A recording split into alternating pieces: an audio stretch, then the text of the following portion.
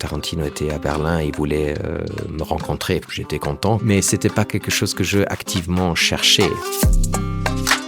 Jamais j'avais le rêve de vivre aux États-Unis, de travailler à Los Angeles. Et c'était toujours une curiosité dehors des Américains. J'étais content quand mon agent m'appelait un jour et disait que Tarantino était à Berlin. Il voulait me rencontrer.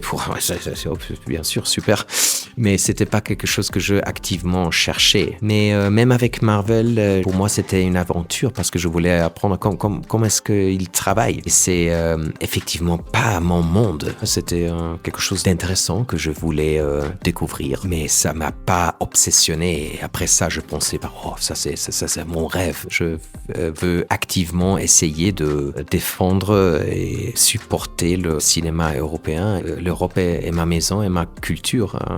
Alors si moi je pense sur des idées, je pense toujours comme un Européen. La culture était très active et très vive dans ma maison avec une mère espagnole. Alors c'était de la musique espagnole, de la bouffe espagnole. Et c'était tout à Cologne, en Allemagne. On a vécu ensemble là. Et quand j'ai visité mes cousins à moitié français, c'était de la musique française, de la bouffe française et des cinémas français. Alors c'était toujours une expérience très profonde pour comprendre la culture. Mon père était un réalisateur des documentaires et c'est la première éducation cinématographique. Mon père me donnait une liste de 50 ou 100 films et c'était, je crois, 50% du cinéma français, italien, suédois. Mais j'étais tellement impressionné par les classiques français, Truffaut, Godard et Sauté, et par les Italiens, Visconti, Fellini et tout ça, que ça c'était le moment pour moi quand j'ai réalisé que je voulais devenir un acteur de cinéma.